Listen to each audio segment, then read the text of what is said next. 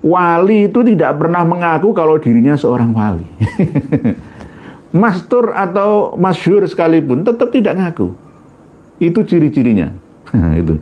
Tapi buktinya nyata. Itu di depan manfaatnya, di belakang juga ada manfaatnya. Di sekitarnya juga menerima maslahahnya, manfaatnya. Itu karomahnya itu seperti itu. Aku adalah wali kutub di masaku. Tidak seorang pun yang menandingi aku. Ayo.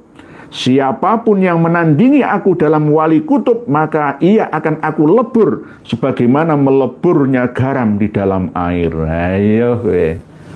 Piye to ki? Coba wali kono sing nantang-nantang kaya ngono. Yang punya kunci surga di dunia cuma saya. Sebagai ini ada tulisannya sendiri yang ngendika katanya Habib Ali bin Abdullah Al-Khaddad sendiri. Assalamualaikum warahmatullahi wabarakatuh. Alhamdulillah, dengan rahmat Allah kita bisa bertemu lagi di channel ini. Langsung saja kita simak dulu penjelasan beliau.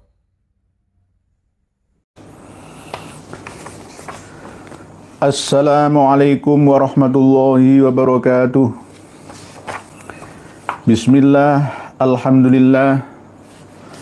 Alhamdulillahilladzi arsala rasulahu bil huda wa dinil haqqi liyudhhirahu 'alad dini kullihi walau karihal kafirun. Asyhadu an la ilaha illallah wahdahu la syarikalah wa asyhadu anna Muhammadan abduhu wa rasuluh al-mab'uts rahmatan lil alamin. Basyiran wa nadhiran wa da'iyan ilallahi bi'idnihi wa sirajan munira. Allahumma salli wa sallim wa barik ala nabiyyina Muhammadin wa ala alihi wa ashabihil kiram. Qala Allah ta'ala fi kitabihil karim. A'udzu billahi minasy syaithanir rajim. Bismillahirrahmanirrahim. Qul hal yastawil ladzina ya'lamuna wal ladzina la ya'lamun innama yatadzakkaru ulul albab. Wa qala Rasulullah sallallahu alaihi wasallam, man yuridillahu bihi khairan yufaqihu fiddin, amma ba'd.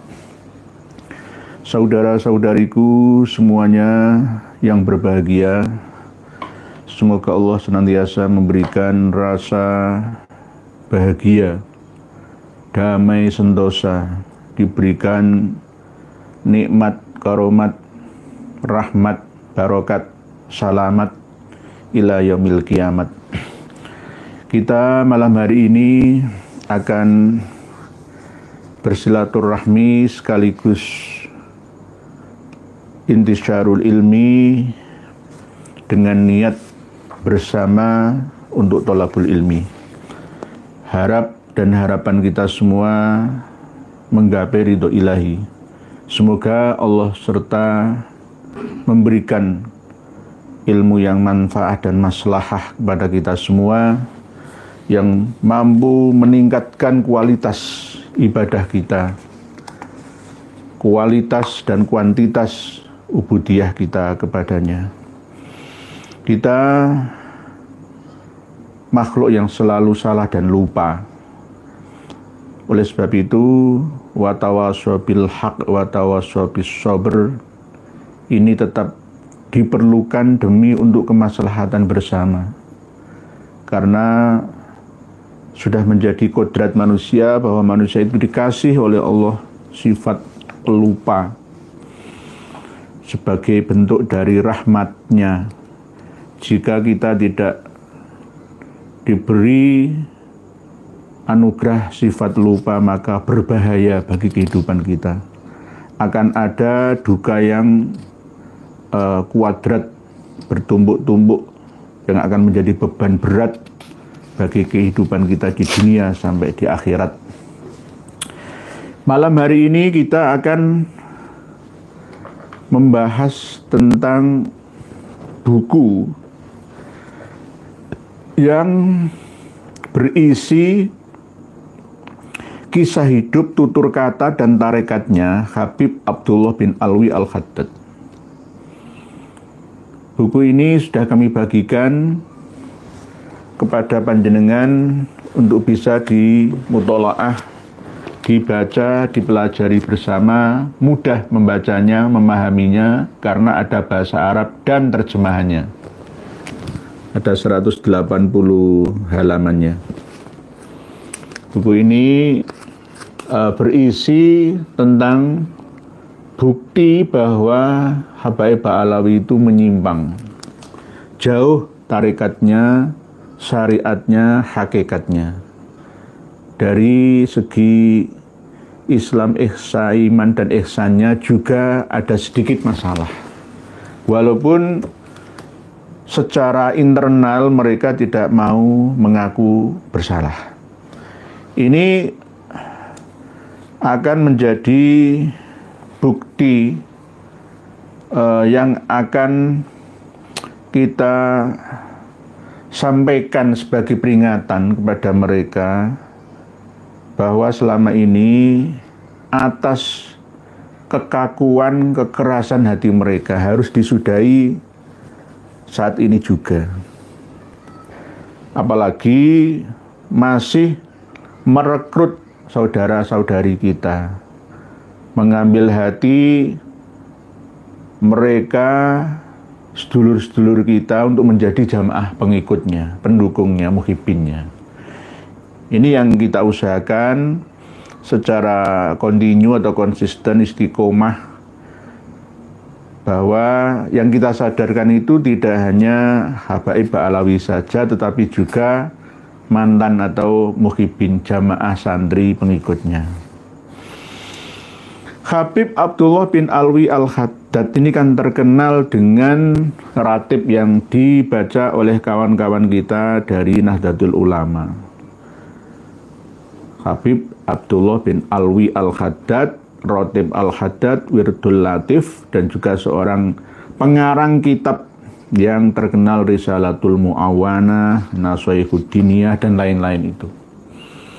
Ini perlu diluruskan bersama. Sebenarnya tarekah Ba'alawi itu bukan tarekah Alawiyah, tapi tarekah Al-Faqihil Muqaddamiyah atau tarekah Haddadiyah.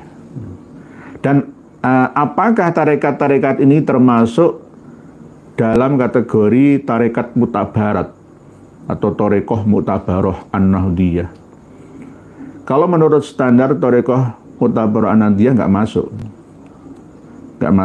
Oleh sebab itu nanti beliau Romo Kiai Haji Khalwani untuk bisa menyeleksi ya tarekah-tarekah yang seperti ini. Tarekat itu kan metode untuk usul ilallah. Sama dengan ketika seseorang sudah mencapai titik pencerahan, sudah ngerti jalannya ya, umroh secara mandiri, secara berjamaah itu ngerti, lalu mengajak orang lainnya untuk ikut umroh sebagai mutawifnya, penunjuk jalan atau guide-nya. Sama seperti itu.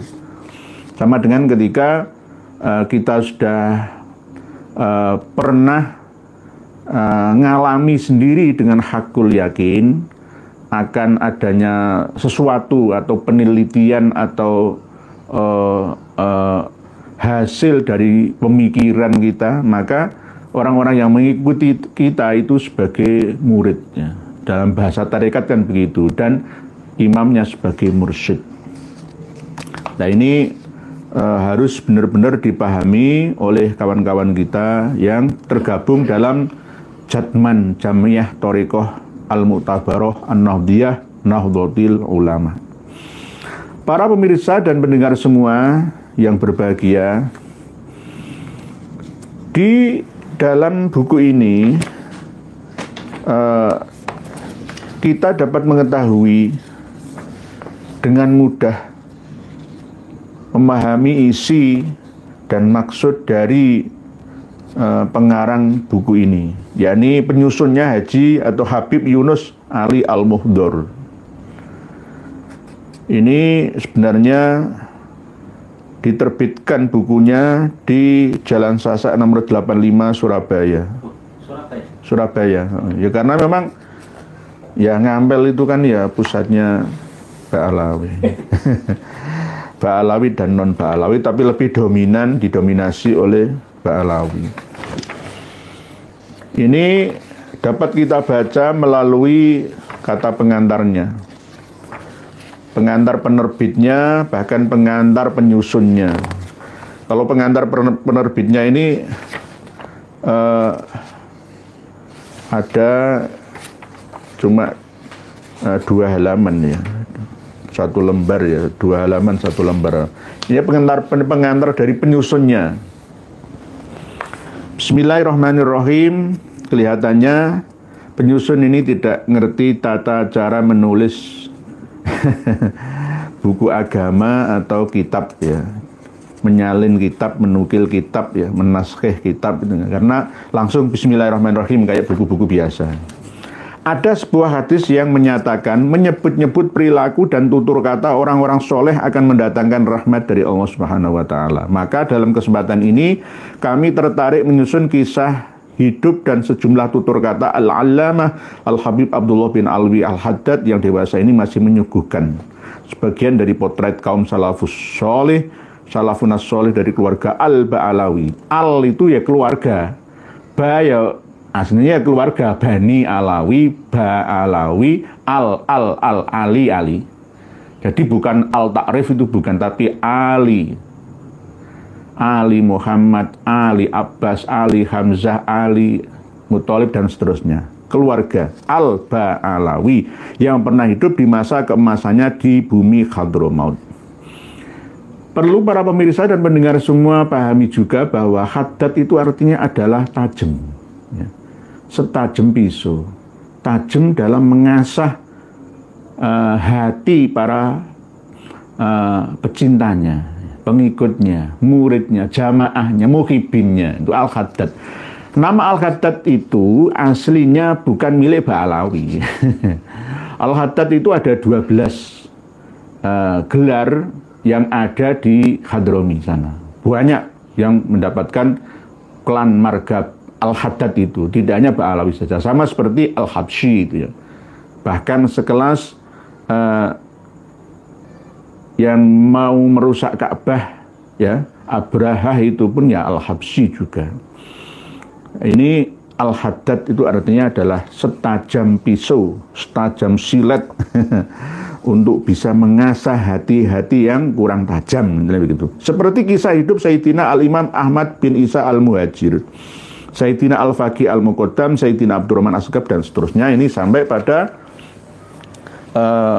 pengantar penyusun berikutnya. Al-Ba'alawi adalah tarekat yang masih murni. Nah, ini loh. Jadi tarekat Ba'alawi itu tarekat sendiri, tidak termasuk tarekat Alawiyin, bukan, beda. Oleh sebab itu ketika waktu Jatman dipimpin oleh Kang Mas Lutfi bin Yahya itu ya tarekat Alawiyin ya. Bukan ya Ba'alawi ini. Karena Thariqah Ba'alawi itu mengaku bahwa Thariqah yang paling masih murni. Seperti yang disebutkan dalam ucapannya berikut ini. Min dzalika anna Thariqah Sadah Bani Alawi aqwamut turuq wa a'daluha wa siratuhum ahsanus siyar wa amsaluha wa annahum ala tariqil musla wal muhayya'il afyah wal masyra'il awdah was sabil aslamil awdah. Gampang kan memahaminya ini? Artinya enak ini. Karena itu tarekat Al-Ba'alawi adalah tarekat yang paling lurus. Lah ini loh yang menyebabkan para kaum Ba'alawi masih memegang teguh tradisi leluhurnya sampai sekarang ini. Sulit untuk diingatkan, dienggokkan, dicairkan pemikirannya itu sulit. Apalagi ketika kita menemui fakta seorang Dek Zaki Al-Aidrus. Saya panggil Dek aja karena menghina-hina kita, menantang-nantang kita. 10 generasi sekalipun tidak akan bisa menjatuhkan Ba'alawi. Sombong, songong. Ya itu karena mereka mengaku anna thariqas Sadah Bani Alawi aqwamut turuq. Bahwa tarekat Al-Ba'alawi adalah tarekat yang paling lurus dan paling tengah. Langkah hidup mereka adalah sebaik-baik langkah hidup. Nah ini loh. Oke ya, pede ya, tapi jangan sampai menafikan lainnya. Sombong dan songong menurut saya, nggak hanya sombong, songong. Padahal sombong sekecil apapun itu tidak akan bisa masuk surga. Orang tidak akan bisa masuk surga bahagia hidupnya dunia sampai akhiratnya jika di dalam hatinya masih ada sedikit rasa takabur, sombong. Itu gak akan masuk surga. Masya Allah, na'udzubillah. Mereka berada di atas tarekat yang paling tinggi, perjalanan yang paling luas, sumber syariat yang paling jelas, dan perjalanan yang paling selamat dan paling jelas. Ini jenengan baca sendiri. Nanti dikira saya, nah ini yang ngarang bukan saya. Kalau kitab ini yang ngarang saya, buku ini yang mengarang saya, ya jenengan salahkan saya. Ini yang ngarang mereka, ya akan menampol muka mereka sendiri, ya dengan bukti ini. Adapun alasannya adalah karena menurut Al-Habib Abdullah Al-Haddad, kebanyakan tarekat tasawuf selain tarekat Al-Ba'alawi sudah dinodai dengan berbagai penyimpangan dan pemalsuan yang dilakukan oleh sebagian dari para pengikut tarekat-tarekat yang tidak bertanggung jawab. Ini langsung saya teruskan. Wala yang bagi li khalfihim, masih pengantar penyusun, ya. Jadi dengan baca sendiri nanti terusannya. Walaupun ngakunya torekoh mereka Al-Ba'alawi itu adalah berlandaskan Quran dan Sunnah dan jejak salafunas sholihin. Berikutnya, ini agak sombong ini, ya nggak agak ya, paling sombong. Tariqatuna laisa yahtaju fiha min haitsul ijmal ila syarhin. Tarekat kami Al-Ba'alawi, jika dilihat dari garis besarnya, tidak memerlukan keterangan yang panjang, karena hakikat tarekat kami mengikuti tuntunan Al-Quran dan As-Sunnah dan mengikuti jejak para salafun as-salihin, bukan yang lain. Nah, jadi ini madhabuna innama huwal kitab was sunnah dan seterusnya sampai inna tariqatana tariqul imamah al-kubra la yakdiru ahadun ala sulukiha in aradaha falyalqiyadahu fi yadina wa nahnu nuwassiluhu. Sesungguhnya tarekat kami adalah tarekat yang terkemuka, tidak ada yang mampu berjalan di atasnya.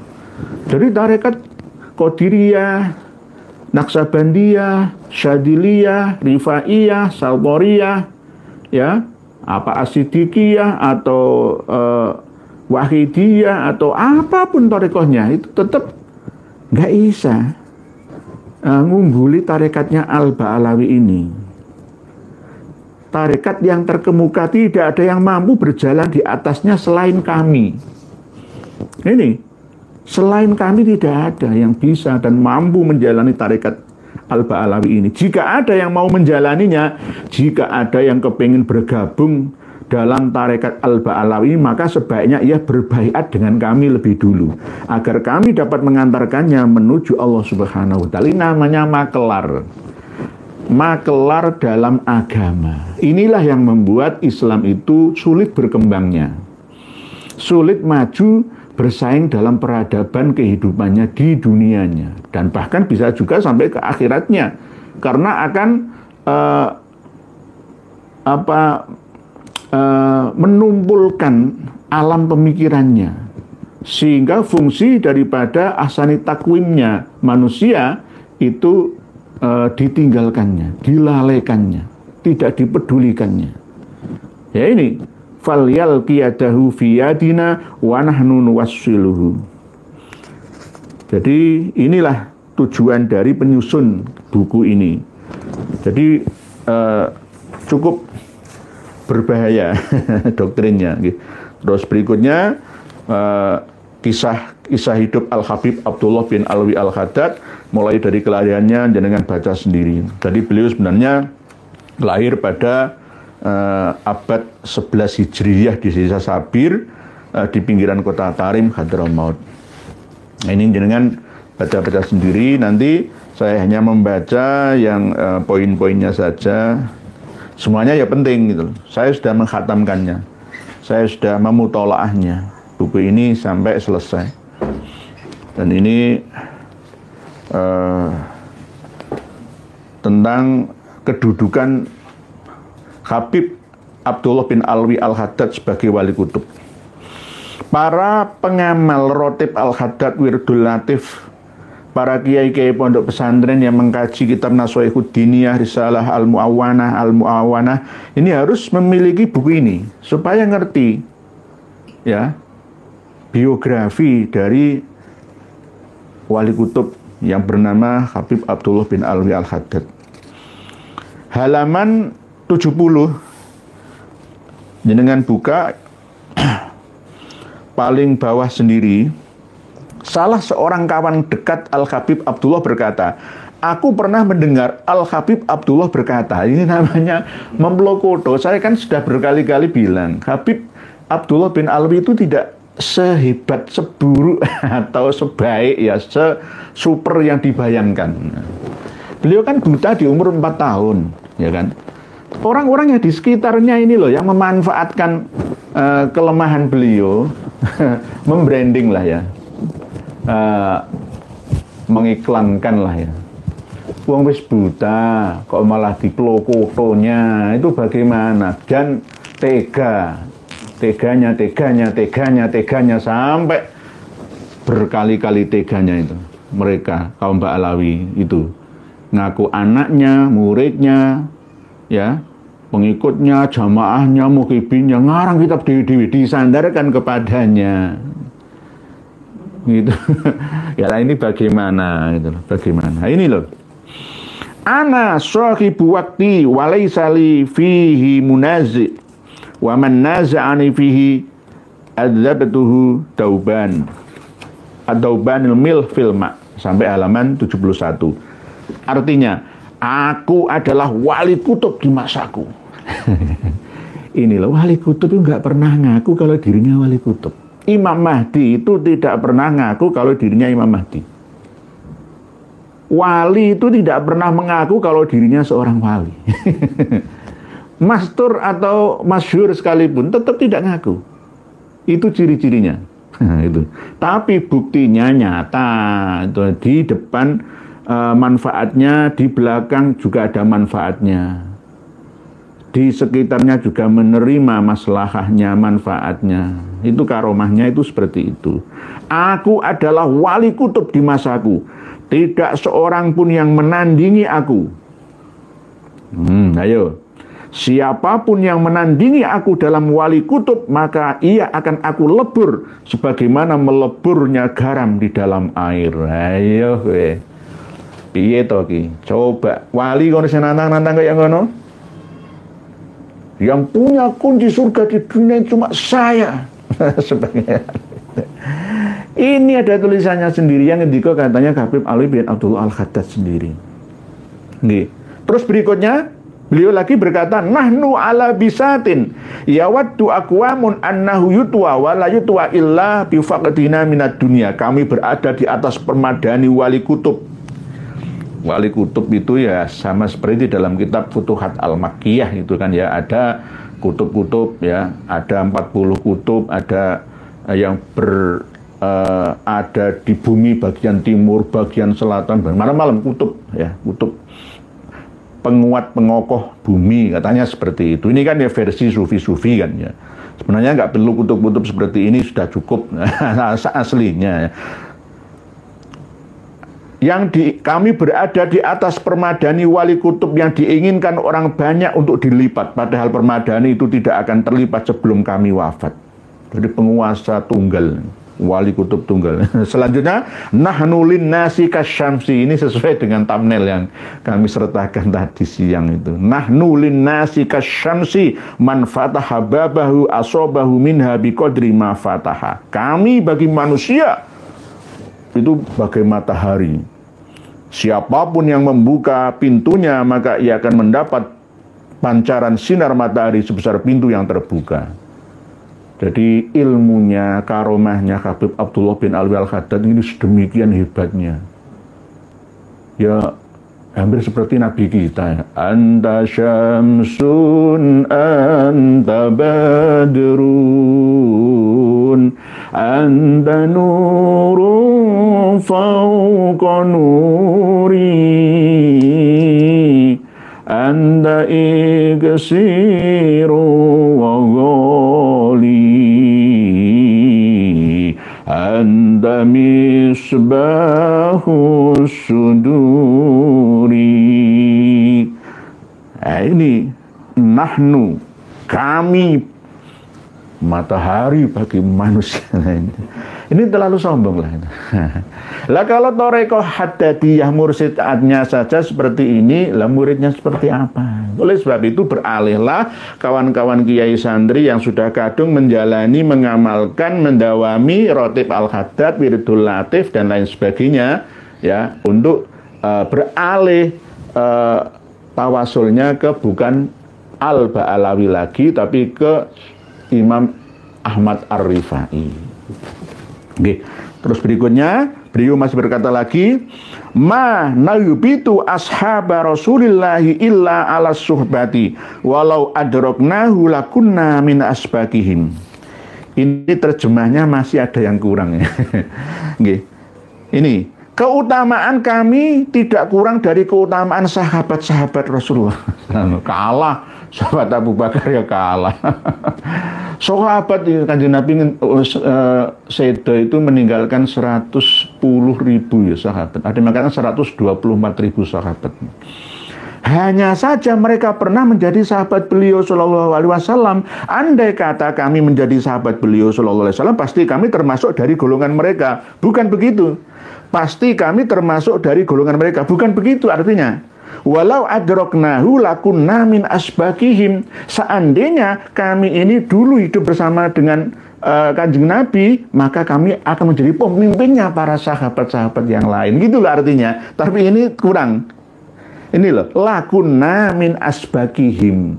Nah ini mungkin ya namanya orang ya, walaupun biasa bahasa Arab kadang-kadang menerjemahkannya itu kurang. Pasti kami termasuk dari golongan mereka. Bukan begitu. Min asbakihim, kami akan menjadi pemimpinnya para sahabat, mengalahkan sahabat-sahabat yang lain. Nah inilah yang namanya kesombongan. Nah ini terus berikutnya halaman 72. Jenengan nanti buka bersama, sudah kami sertakan di haizin.com ya, di Flipsbooks yang bisa panjenengan download, bisa jenengan pelajari sendiri, jenengan sampaikan kepada murid, pada santri, kepada jamaah ya, kepada ibu-ibu ya, kepada fatayat, semua pemuda-pemudi, gampang untuk memahami ini, karena tulisannya juga tidak seperti kitab yang kemarin. Selanjutnya Al-Khatib Abdullah berkata, nahnu mulukul ardi was sama wa ana saifun mujarradun bila ghamdin wa ana ni'matul makfurah. Kami adalah penguasa bumi dan langit. Ini manggu bumi karo manggu langit. Bukan kundet manggu langit, bukan. Nah ini, aku adalah pedang yang terhunus tanpa sarung, dan aku adalah karunia yang terbungkus, yang tertutup, cover. Makfurah itu tercover, tertutup. Jadi kami adalah penguasa bumi dan langit. Jadi ini nanti bisa menjadi sebuah doktrin keyakinan putra-putri Ba'alawi. Ya saya ini pewaris bumi ya. Kami penguasa bumi dan langit ini. Ya, akhirnya di mana-mana mereka yang berhak memegang kuncinya, kunci langit dan bumi kita ini. Nah ini yang dijadikan dasar ya mereka. Sebab itu kebanyakannya 2 generasi kaum Ba'alawi itu tidak mengerti silsilah nasab leluhurnya sampai Kanjeng Nabi. Hanya berdasarkan kitab mulai abad 10 sampai abad 15 ini. Lah abad 10 ke belakang sampai abad keempat ya nggak ngerti. Yang akhirnya ketika kita kasih tahu pengertian kepada mereka, mereka menolaknya. Lawang jelas kitabnya leluhur saya ya, sekelas Dek Zaki Alaidrus yang Gedabrus itu sama. Yo karenanya dipelajari dari leluhurnya, oh saya ini cucu Nabi, doktrin turun-temurun, terus-menerus. Apalagi nanti Habib-habib yang kecil-kecil ini akan terus meyakini, terdoktrin sejak dini, ya menjadi cucu Nabi. Ketika diingatkan, ya akan menolaknya. Akan mengatakan, melawan kita dengan bantahan-bantahannya yang tak ilmiah itu. Jadi ini, nahnu mulukul ardi was samai. Aku pernah bermimpi bertemu. Ini ada Habib Abdullah berkata lagi. Al-Habib Abdurrahman bin Ali berkata, aku pernah mimpi bertemu dengan Habib Hasan bin Audha Ba'aqil As-Segaf. Jenenge iku yo macem-macem. Dioplos. Kadang Segaf Baharun, ya kan. Kadang Audha Ba'aqil As-Segaf. Oh, bolak-balik muter, bolak-balik iku mantre. Nanti As-Segaf Al-Habsi. Al-Habsi Al-Mundur dioplosi. Jenenge bolak-balik bingung nonggo. Podo-podo jeneng mirip-mirip. Aku mengulangi. Dan aku bertanya kepadanya, siapakah wali kutub di masa ini? Aku mengulangi ucapanku itu sebanyak 3 kali. Al-Habib Hasan menjawab, Al-Habib Abdullah Al-Haddad adalah wali kutub di masa ini. Ia mengulangi ucapannya itu sebanyak 3 kali. Ini namanya bagai katak dalam tempurung. Dikira dunia itu hanya seluas Hadramaut, Yaman, Tarim saja. Dia nggak melihat bumi yang seluas ini. Manusia lainnya itu nggak direken, aku yang paling. Ya itu bagai katak dalam tempurung. Nggak pernah kemana-mana. Hanya ada di kamarnya, hanya ada di desa kotanya, provinsinya saja. Nggak pernah melihat kemana-mana mall bentuknya kayak apa. Apartemen itu isinya apa, hotel ada bintang-bintangnya, kelas-kelasnya itu fasilitasnya seperti apa, ada macam-macam fasilitas itu, nggak didatangi, diteliti, dipahami apa, bagaimana, dan untuk apa keberadaannya. Dia langsung menjudge bahwa, oh, kiai itu konslet ya, wong swarga kok nang donya. Akhirnya akan menyimpulkan sendiri sesuai dengan asumsinya. Ini jadi berbahaya. Ini bagai katak dalam tempurungnya. Ada di dalam tempurungnya merasa, wah aku paling segalanya. Padahal ketika dia bertemu dengan orang yang wa fawqa kulli dzi ilmin alim, dia akan tidak apa-apa, tidak jadi siapa-siapa. Jadi ini halaman 74. Berikutnya terus nanti panjenengan teruskan sendiri bacaannya sampai halaman 81. Halaman 81 ini sering dinukil, dikutip oleh kitab-kitab lainnya, diantaranya Asyarhul Ainiyah, ya. Di Ghayatul Qasd wal Murad, ya. Pernah Syekh Ahmad Ar-Rifai ditanya oleh seorang, bagaimanakah cara mengetahui wali-wali Allah Subhanahu wa taala di antara manusia? Lalu Syekh Ar-Rifai menjawab, tanda wali-wali Allah Subhanahu wa taala adalah lemah lembut ucapannya. Ucapannya lemah lembut. Enggak seperti Habib-habib itu kalau ceramah kon takbir, Allahu Akbar. Allah. Apa to iku? Iku perang dulu. Di rungokno, didelok ya wong sing kurang paham tentang keislaman. Iku apa ya? Tanda-tanda wali Allah Subhanahu wa taala adalah lemah lembut ucapannya, dermawan jiwanya. Dermawan ini loh, tidak keras hatinya. Ini termasuk diingatkan ya mau, saya diingatkan ya mau, asalkan benar ada tanda, bukti, dalil, datanya, referensinya. Ya, Imam Asy-Syafi'i saja, Imam Muhammad bin Idris Asy-Syafi'i saja, jika kalian menemukan dalil yang lebih kuat dari Quran dan hadis yang menyelisih pendapatku, tinggalkan pendapatku. Loh, Imam Syafi'i aja mengerti seperti itu kok. Jadi tidak sombong, gitu, tidak sombong. Begitu juga, misalkan saya punya penemuan, pemikiran ya tentang Ghorqad, ya tentang Ya'jud Ma'jud, tentang Sirat, ya tentang Mahsyar, ya. Jika ada yang kurang berkenan dan sudah menemukan dalil yang lebih kuat dari Quran dan hadis, ya tinggalkan saja ucapan saya, abaikan saja, seakan-akan angin lalu, gitu aja. Gitu aja kok repot.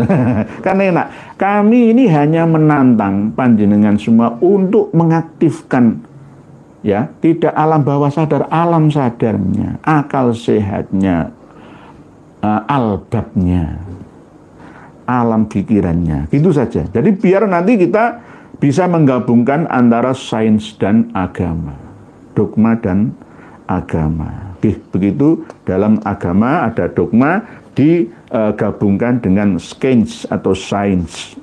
ilmu dan teknologi terkini, ilmiah, alamiah. Ini suka memaafkan kesalahan orang lain dan menyayangi semua orang, yang baik maupun yang jahat. Ini loh yang sulit. Kalau memaafkan orang yang baik itu gampang. Memaafkan orang yang jahat itu loh sulit. Ngomong gampang, ngelakoni ya angel gitu. Apalagi sekarang ini ada kasus ya di Ngawi itu ada kerdus yang nutupi koper yang isinya itu mayat manusia yang dicacah-cacah, dimutilasi, kepalanya nggak ada. Nah ini orang-orang jahat itu akan tetap ada sepanjang masa. Kadang-kadang mereka itu dapat tugas dari Allah Ta'ala, tapi dia sendiri akan menanggung akibatnya. Sama seperti ketika Balya ibnu Mulkan membunuh anak kecil ya.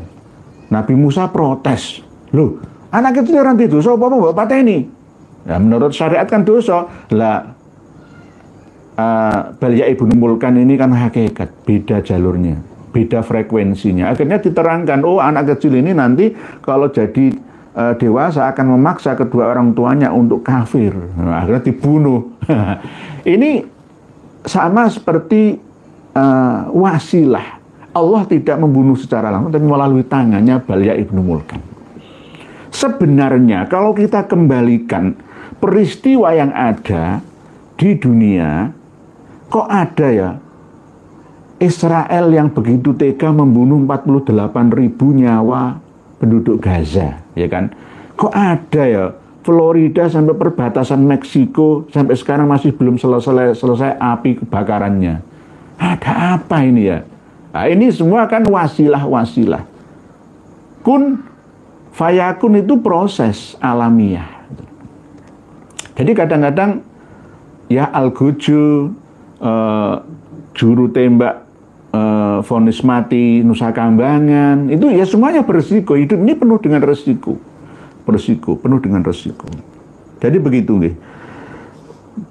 Mereka menerima semua cobaan Allah Subhanahu wa Ta'ala dengan senang hati. Hati mereka selalu lapang, suka memberi nasihat, rendah hati, berbudi pekerti mulia, selalu berprasangka baik. Keyakinan mereka kepada Allah Subhanahu wa Ta'ala sangat kokoh. Nah ini ada selalu dikutip dalam kitab Mawahibul Bir Ar-Ra'ufi Manaqib Asy-Syaikh Ma'ruf Ibnu Abdullah Bajamal.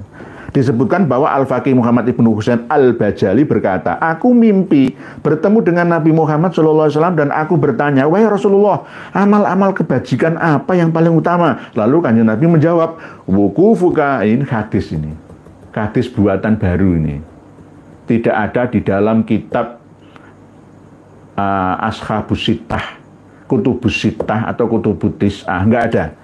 Wukufuka baina yadai waliyillahi ta'ala kahal bisatin au kasajin baydin khairun laka min antang qoti afil ibadati irban irba. Fakultu ya Rasulullah hayyan kana au mayyitan? Qala hayyan kana au mayyitan. Berdiri di hadapan seorang walinya Allah Subhanahu wa Ta'ala, walau hanya sebentar, namun hal itu lebih baik bagimu daripada kalau tubuhmu sampai terpotong-potong karena banyak ibadah. Ini sebenarnya terjemahannya kurang. Hampir 40 menit ini mukadimahnya. Sudah 40 menit. Subhanallah. ini sering dibarengkan dengan 3 hadis buatan Balawi. Pertama, hadis kopi, hadis tasbih, dan hadis ini. Wukufuka baina yaday wali. Ini hadis yang tidak pernah disampaikan Kanjeng Nabi kepada sahabat semua. Tidak ada di dalam kitab hadis manapun. Ini hadis khusus. Padahal diancam oleh Rasulullah, inna kadziban aliyah laisa kakadzibin ala hadin. Man kadzaba aliyah muta'amidan. Ini sengaja ini. Ya falatabawa maq'adahu minan nar. Jadi terus sampai halaman 94. Nah ini jenengan teruskan sendiri sampai selesai. Ini ada yang spektakuler ya, bombastis, fantastis isinya sampai selesai. Ya ini karena waktunya yang durasi waktu itu sangat berharga, saya alihkan ke merespon komentar atau tulisan panjenengan semua. Para pemirsa dan pendengar sekalian dimanapun berada, semoga senantiasa berbahagia. Demikian mukadimahnya ngaji bersama malam hari ini. selanjutnya kami respon ya tulisan panjenengan karena amanah yang harus kami jalankan. Bismillahirrahmanirrahim. Bismillahirrahmanirrahim. Bu Zenzeta, Assalamualaikum warahmatullahi wabarakatuh. Sebaiknya kaum Ba'alawi itu tidak ngaku-ngaku sebagai umat Islam karena moyang dan keturunannya selalu mengklaim semua kemuliaan Rasulullah, bahkan merasa lebih hebat dari beliau. Dinasehatin mereka menolak sadar dan insaf. Padahal ini tadi Bu Zenzeta, kalau dinasehati itu harus lunak hatinya, menerima nasihat itu benar kok ya. Hei kaum Ba'alawi yang masih muda ataupun yang dewasa ataupun yang tua, bahwa leluhurmu itu salah ketika mengarang silsilah nasab kalian semua, yang akhirnya nyantol kemana-mana itu yang akhirnya jenengan yakini dan jenengan propaganda ya ke klan yang bukan dari Ba'alawi, ya dari kita-kita ini, jenengan rekrut ya, jenengan tundukkan semua menjadi pengawal muhibin kalian semua. Nah, itu nggak baik. Nggih Bu Zainita. Ben bejane. Assalamualaikum warahmatullahi wabarakatuh. Bedah terus kitab-kitab Habib yang menyimpang yai, biar semakin terang benderang siapa sebenarnya mereka. Gerombolan pembelok ajaran Islam untuk kepentingan duniawi mereka. Nggih ben bejane. Insyaallah biidznillah ya, biduaikum semua, dukungan panjenengan semua. Nggih, karena ini kan ya berisiko tinggi ya, berisiko tinggi karena akan ada sebab dan akibatnya. Nggih. Jadi tetap kami selalu berpegang teguh pada data. Pada data. Jadi nggak seenaknya ngomong ya tanpa bukti referensinya. Bahaya. Nanti kalau ada apa-apa selain dosa dunia ya sampai akhirat saya. Toko Suryo, Assalamualaikum warahmatullahi wabarakatuh. Saya sudah diberitahu guru saya bahwa Habib itu bukan juriat Nabi, tapi apa semua Habib di Nusantara ini semua zong. Kalau suruh ngaku ya bahwa bukan juriat, gengsi bawa ke pengadilan. Nggih Pak Toko Suryo, insya Allah seperti itu. Coba jenengan kalau nggak percaya wawancara ke orang Yaman Hadramaut yang asli sana. Apakah mengenal mereka? Enggak, mereka tuh kita ya di sini ini. Percaya diri karena mereka menilai orang-orang Indonesia itu mudah dibodohi. Ya bodoh-bodoh ya mudah dibodohi. Saya sampai eman ya ada sekelas keluarganya Romo Kiai Haji Ali Maksum yang ada di Lasem ya, Rembang, Jawa Tengah itu. Nah, ketika itu di sana kan ada Misbahun Ni'am itu yang sering vlog langsung dari Tarim sana itu. Yo dijak keliling-keliling, ngono ya percaya ya. Ngono ya percaya. Sudah kadung tercuci otaknya. Hanya usaha yang sangat kuat ya, berikut hidayat yang bisa menyelamatkannya. Nggih, Pak Toko Suryo. Pak Nur Hadi, di mana sebenarnya letak surga dan neraka itu Pak Kiai? Letak surga dan neraka itu ya di dunia sampai akhirat. Sekarang dan nanti. Ajilan wa ajilan, dunia wa ukhra. Karena sejak alam semesta diciptakan oleh Allah Ta'ala, surga berikut fasilitasnya, neraka berikut bahan isinya, ya sudah disediakan semua. Lah nganggur lan kalau nggak diisi oleh penghuninya. Semua sudah ada penghuninya. Cuma ini berkaitan dengan pandangan batin kita. Frekuensi kita tingkatkan, radiasi pemikiran kita ke dimensi di atas yang lebih tinggi dari frekuensi yang paling rendah yang kita miliki selama ini. Nanti akan ketemu bahwa surga dan neraka itu ternyata sudah digelar di muka bumi ini. Coba Pak Nur Hadi baca surat Al-Waqiah. Ya, surat Al-Waqiah. Ada 3 golongan, yakni ashabul maimanah, ashabul masy'amah, dan as-sabiqun. Ini terjadi di mana? Di bumi kita, di dunia kita sekarang ini. Kalau kita memahami konsep konteks surga neraka secara klasik, apalagi klinik, apalagi mistik, ya maka nggak akan ketemu-ketemu. Padahal di dalam Al-Quran sendiri sudah menjelaskan secara detail. idza waqa'atil waqi'atu laisa liwaqa'atiha kadhibah khafidatur rafi'ah idza rujjatil ardu rajjaw wa bussatil jibalu bassa fakanat haba'an mumbatha wa kuntum azwajan thalathah fa ashabul maimanati ma ashabul maimanah wa ashabul masy'amati ma ashabul masy'amah was-sabiquna as-sabiquna ulaikal muqarrabun fi jannatin na'im thullatun minal awwalina wa qalilum minal akhirin, dan seterusnya. 3 bentuk atau jenis manusia yang ada sekarang ini jelas. Di dalam surat Al-Waqi'ah itu ada keterangan tentang bidadari, tentang buah pisang dan lain sebagainya, sudah jelas di situ, ya. Tergantung konsep ini kita bisa menerima atau tidaknya. Neraka juga begitu. Ada penjara, ada rumah sakit, ada kesengsaraan, ya, ada kepedihan, kesakitan, kegundahan, kesusahan, kepayahan dan lain sebagainya. Semua yang ada bentuk dari kesusahan, penyakit itu mengurangi dosa jika menerima dengan penuh sukarela. Kalau kita sakit, yaitu untuk membakar karat dosa kita. Kan sama, ya, fungsinya di neraka kita ini dibakar oleh api, kesusahan, kegundahan, kepayahan, kesedihan, kepedihan, lalu menggugurkan karat-karat dosa ibarat besi yang menempel pada karat yang menempel pada besi. Dibakar seperti tukang pandai besi. Akhirnya gogrok semua bersih, lalu dimasukkanlah kita ke dalam surga. Kan begitu. Kan begitu. Mudah, sederhana cara memahaminya. Faktanya di dunia ini ada 3 golongan manusia yang sesuai dengan kriteria surga dan neraka. Tolong terangkan Pak Ye tadi, surat Al-Waqi'ah itu. Kadang 3 kriteria ini ashabul maimanah, ashabul masy'amah, ashabikun, kadang-kadang bisa ashabul yamin, ashabus shimal, dan ashabikun. Nah, bisa juga, intinya sama. Ashabul maimanah itu jenengan semua itu sudah masuk ashabul maimanah. 24 jam dihitung. 24 jam itu lebih banyak bahagianya atau susahnya, gitu aja. Kalau jenengan selama sehari semalam itu susahnya 24 jam, bahagianya cuma 4 jam, berarti neraka. Tapi kalau susahnya cuma 1 jam, ya surga itu. Ashabul maimanah tetap itu. Tapi nggak ashabikun.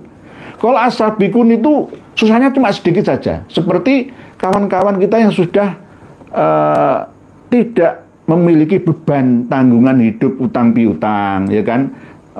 Mantap matang secara spiritual, mantap matang secara finansial, ya. Keluarganya sakinah mawaddah warahmah, sudah mentas semua tanggungannya. Loh, itu sudah ashabikun itu. Yang memiliki perumahan-perumahan elit, tipe-tipe luas, ya, itu rata-rata ashabikun. Kalau untuk yang sekarang ini beli kapling, ya, kelas elit itu nggak mampu. Itu yang dulu-dulu ashabikun. Itu ashabikun. Tapi ya sekarang banyak yang sudah meninggal ashabikun, diganti dengan duriyahnya. Jadi begitu. Jadi ashabus shimal itu siapa? Yang ada kasus di Nusa Kambangan, di penjara-penjara itu. Yang tidak kena penjara ya kena sakit, cacat, ya, atau menjadi waria, atau sulit dalam hidupnya, donka, ma'isyatan donka. Dan yang buta itu juga termasuk. Saya kan pernah menyampaikan, ya na'udzubillah, ya, Habib Abdullah bin Alwi Al-Haddad ini kan buta pada umur 4 tahun, sampai pada masa tua meninggalnya. Berarti Allah Ta'ala tidak adil nanti. Loh, ini wali kutub kok buta? Nah ini bagaimana? Allah tidak akan pernah salah. Allah sendiri sudah menerangkan itu. Jika ada manusia terlahir di dunia ini kok buta, fisik matanya, ya, mata fisiknya, itu berarti dulunya pernah hidup di dunianya, tapi mengabaikan aturan dari Tuhannya. Wa man a'rada an dzikri fa innalahu ma'isyatan dongka wa nahsyuruhu yaumal qiyamati a'ma. Jelas. Tapi kadang-kadang kita ini tidak mau menerima penjelasannya. Kita, itu nanti di akhirat itu. Enggak ada keterangan seperti itu. Mufasir klasik. Ya, wa man a'rada an dzikri fa innalahu ma'isyatan dongka, uripe soro. golek pangan iku angel. Delalah iku sial, nanti ora penak kepenak. Terus wanah syuruhu yaumal kiamati ama, dibangkitkan dalam kondisi buta. Protes, qala rabbi lima hasyartani ama wa qad kuntu basira, padahal dulu tuh saya bisa melihat. Kenapa sekarang engkau bangkitkan kami kok buta? Qala kadzalika atatska ayatuna fanasitaha wa kadzalikal yauma tunsa. Ayat dibaca bersama surat Toha itu. Ketemu gitu loh. Ketemu nggih Pak Nurhadi nggih sementara nggih. Nah, Aceng Sakur. Aceng ini biasanya mesti Sunda. Nggih, Aceng ini mesti Sunda.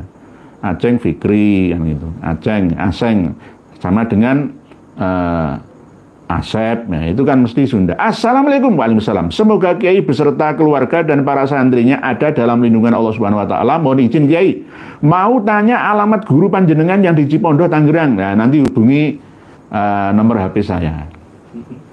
Nomor HP saya, tanya ke Kiai Imad. Tanya ke Gus Aziz Jazuli, nanti dikasih nomor saya. Nah, nanti setelah nomor saya dikasihkan, jangan hubungi saya. Karena beliau sering uzlah. Guru saya ini sering uzlah. Kadang uzlah itu ya 11 hari, kadang uzlah itu ya kadang wiridan khusus, kadang puasa, mengurangi hawa nafsu tidurnya. Itu nggih. Jadi begitu nggih Pak Aceng Sakur nggih. Dengan kan dekat nanti nggih. Bu Felbijwis. Assalamualaikum waalaikumsalam. Yai, Ka'bah itu di Makkah apa di Bakkah Yai? Sebab kaum Tarim dan Syiah bikin Ka'bah-Ka'bahan juga dengan dalih Ka'bah bukan di Makkah. Inna awwala baiti wudi'a lin-nasi lalladzi bi Bakkata mubarakan wa hudan lil alamin fihi ayatum bayyinatum maqamu Ibrahim wa man dakhalahu kana amina walillahi 'alan nasi hajjul baiti man istata'a ilaihi sabila. Bakkah. Ada ahli sejarah yang menyalahkan adanya Bakkah itu di Mekah sekarang, tapi di Petra, di Lembah Beka, di Yordania. Ada yang mengatakan seperti itu, tetapi kembali kepada sejarah sumur Zam-Zam. Ya, sumur Zam-Zam itu ya ada di situ sampai sekarang, nggak berubah. Ya berarti Bakkah menjadi Makkah, lalu dicocokkan adanya sumur Zam-Zam, ya berarti tetap di situ sampai sekarang ini. Jadi kalau ada catatan-catatan kuno yang menerangkan bahwa Mekah itu tidak di Baitul Haram, Baitul Masjidil Haram itu enggak di situ, di Petra, Yordania, itu keliru. Ya, walaupun Ummul Qura itu sebagai ibu kota wilayah negara, pusat pemerintahan, ya perdagangan, perekonomian, ya, tetapi Mekah selalu berbenah, selalu berubah setiap masa, dari masa ke masa, tergantung khalifah itu. Jadi Ka'bah itu ya di Bakkah itu. Bakkah lalu menjadi Makkah. Kenapa kok dikatakan Bakkah? Karena sering orang berdesak-desakan di situ untuk tawaf mengelilingi Ka'bah. Itu akhirnya menjadi Makkah. Sudah terbiasa dialektika bahasa manusia itu berubah-ubah. Sama dengan ketika kita mengatakan dulunya kan Jayakarta, ya, yang diperintah oleh Pangeran Jayakarta, akhirnya menjadi Jakarta, yang aslinya Batavia menjadi Betawi.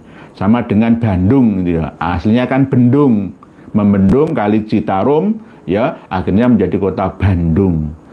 Terus Priangan, aslinya Parahiangan, tempatnya para hiang-hiang, ya dewa-dewa zaman dulu kala ya bertempat. Sama dengan Gunung Dihiang atau Hiang, ya Gunung Dieng, akhirnya Dahyang menjadi Dieng, sebelahnya lagi ada Tieng, ya. Ini perubahan dialek bahasa manusia. Ibrahim asalnya Abraham, bisa juga Abram, bisa juga Bram tok. Nah, beda-beda. Ibrahim menurut logat Arab. Sama dengan Asyuk menjadi Isa dan menjadi Yesus. Musa, Moses, ya. Noah, alias Yashkur namanya. Aslinya itu Yashkur. Adam, itu aslinya bukan Adam. Nah, itu nama dari asal-usul dari tanah yang diolah menghasilkan buah, biji-bijian dan lainnya. Terus, ya itulah. Indonesia itu dulu belum ada. Yang ada itu adalah Hindia belakang. Karena orang-orang Timur Tengah, orang-orang Eropa itu menganggap bahwa India ini yang depan, India asli, yang ibu kotanya New Delhi, ya, terus akhirnya sampai nyabrang lagi ketemu dengan Pulau Suwarnadipa, akhirnya menjadi Sumatera, ya.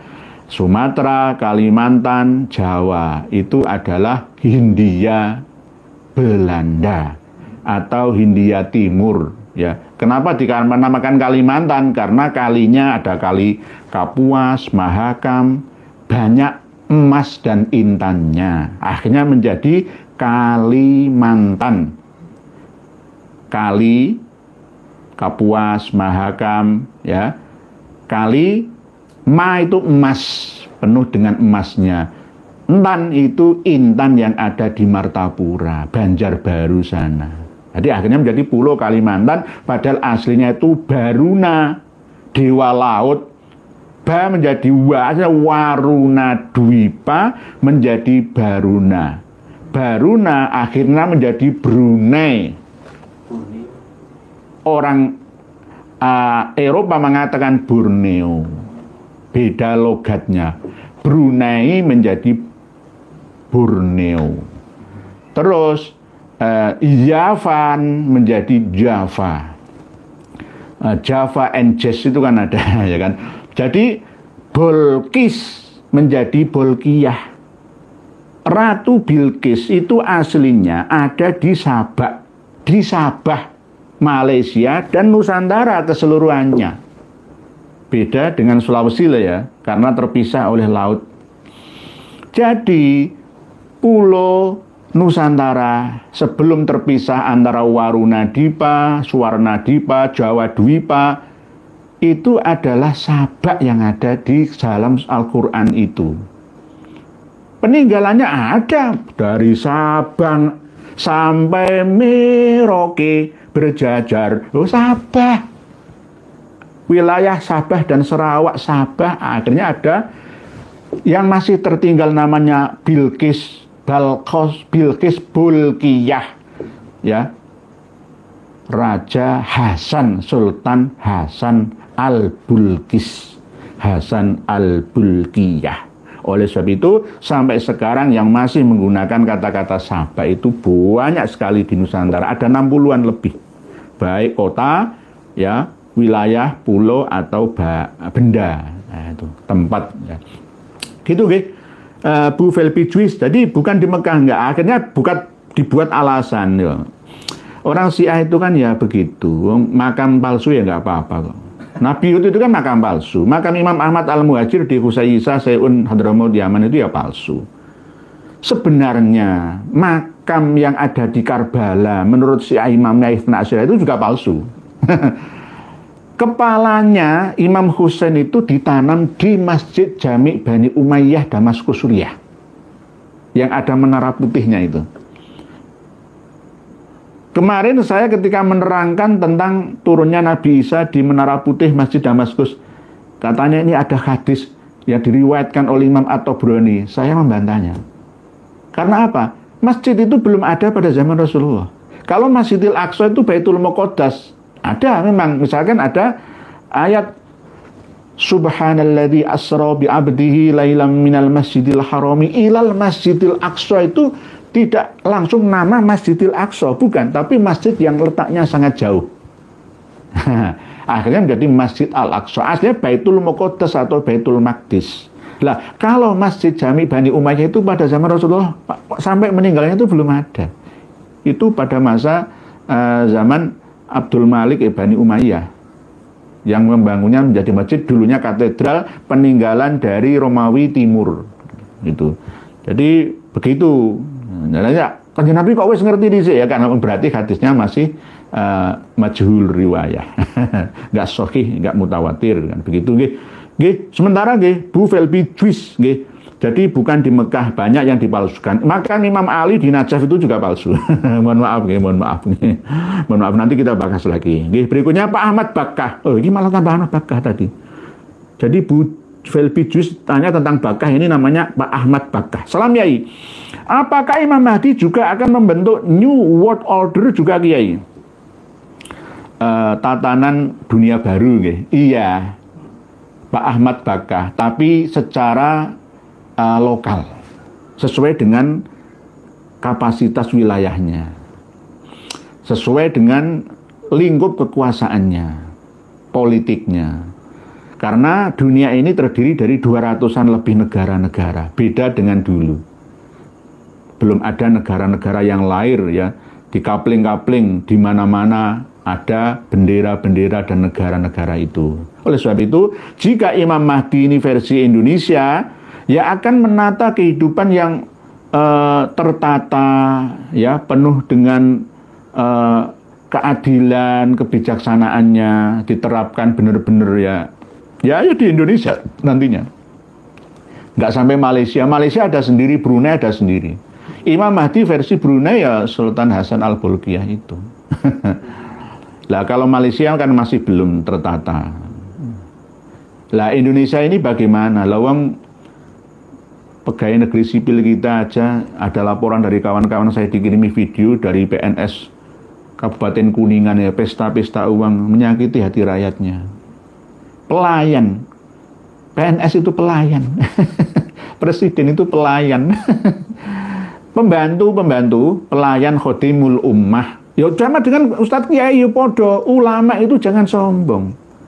Kiai Ustadz ya aja sombong. Lho piye to kok sombong jenenge khodimul ummah, pelayan umat.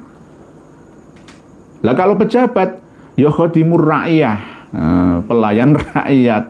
Lho, teorinya begitu, prakteknya enggak begitu. Nah itulah namanya hidup ini berputar. Bulet itu. Saya di kampus ya. Saya kan melayani mahasiswa, ya kan? Lah anak saya itu kuliah di kampus saya. Berarti saya melayani anak saya. Bulet ya.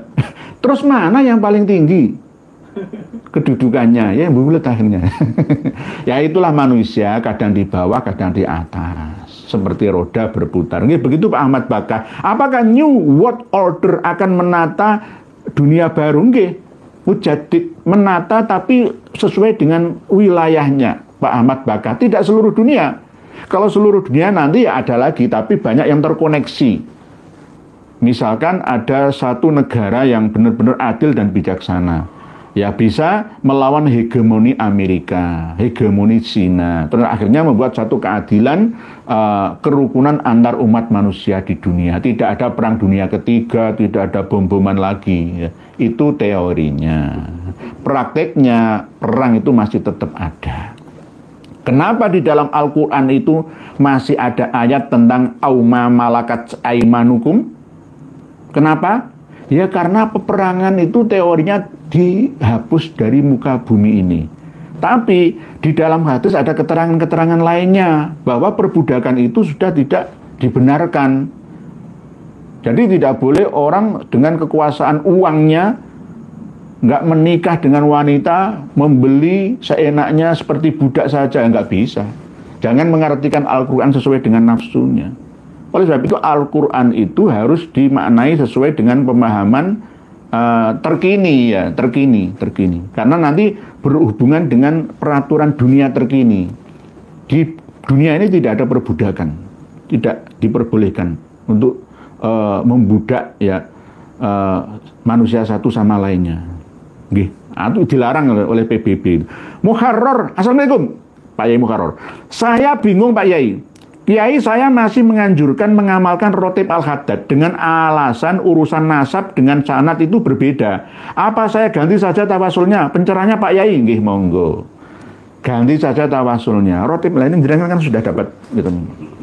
Al-Faqihil Muqaddam sama Abdullah bin Alwi Al-Qaddad itu bermasalah. Saya pemilik langit dan bumi. Ini jangan baca sendiri. Ini Al-Faqihil Muqaddam malah nemen anallah. Lah, terus dengan ganti saja ke Imam Ahmad Ar-Rifai. Tapi Ar-Rifai yang dari India masuk ke Indonesia atau bagaimana? Atau Ar-Rifai yang asli min dzurriyyati Nabi yang pernah ada karomahnya, tangannya Kanjeng Nabi keluar, disalaminya, disaksikan 12.000 orang itu cerita buatan kaum sufi. Ada cerita yang disandarkan kepada Syekh Abdul Qadir Al-Jailani tapi tidak sesuai dengan keadaan yang sebenarnya dilakukan oleh Syekh Abdul Qadir Al-Jailani.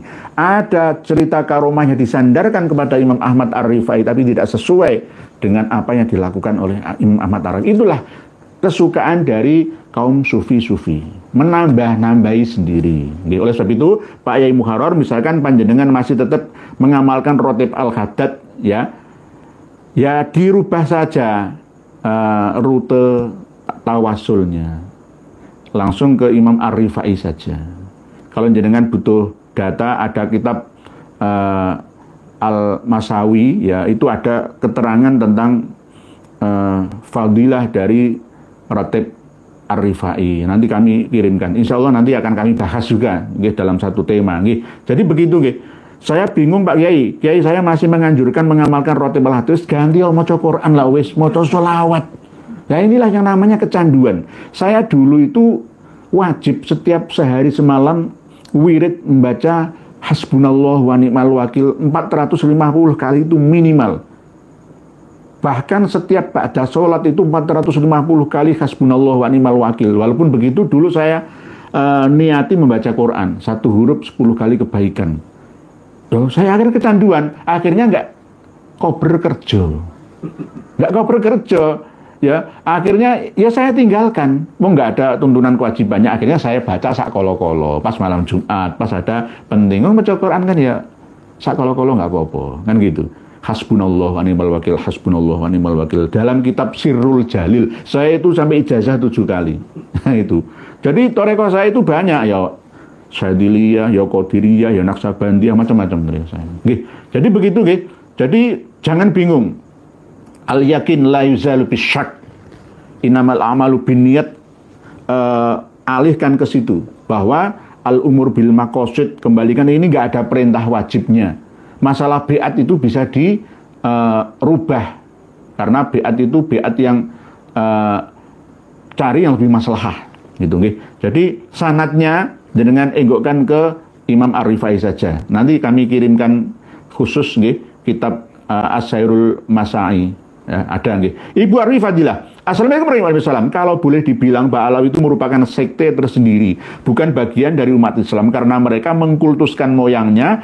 Mereka kalau ceramah kan mengagung-agungkan Faqih al-Muqaddam, bukan Allah. Faqih al-Muqaddam itu seakan-akan seperti Tuhan, sama seperti Syiah Rafidhah yang Bahaiyah. Sayyidina Ali itu Gusti Allah. Sayyidina Ali karramallahu wajhah itu Allah Ta'ala yang sudah ada sejak Rasulullah belum ada. Nah, itu sampai segitunya Syiah Bahaiyah itu sangat ekstrim, itu mendewa-dewakan Sayyidina Ali. Ya hampir sama seperti pengikut Al-Faqih al-Muqaddam ini. Nanti semua akan mendewa-dewakan Al-Faqih al-Muqaddam ini, padahal sosoknya ini nggak jelas. Ya, kebiasaan kita itu seperti itu. Nanti sama seperti menuhankan Yesus, menuhankan Buddha. Dulu di sekitar Ka'bah sebelum Fathu Mekah itu kan berhala-berhala ada 360 sesuai dengan jumlah hari dalam 1 tahun mengelilingi Ka'bah. Dihancurkan semua. Alasannya apa? Ya ada Hubal, Lata, Uzza, itu adalah nama-nama orang-orang saleh di masa Nabi Nuh. Ada. Misalkan sekarang saya membuat patungnya Kiai Jimaduddin Utsman, ya kan. Sekarang belum disembah. Nanti kalau sudah meninggal 1 generasi, 2 generasi akan disembah. Ini leluhur hebat ini. Al-Mujaddid Kiai Jimaduddin Utsman akhirnya akan dimintai wasilah, kan gitu. Oleh sebab itu kalau saya dikultuskan itu nggak mau saya. Karena apa? Ya ini saya kan belajar, namanya belajar. Ketika saya ceramah sampai di salam tempeli amplop itu pernah juga ya berkah. Ya bismillah sudah dengan berdoa, masih ada orang tua sudah, ayo minta doa orang tua.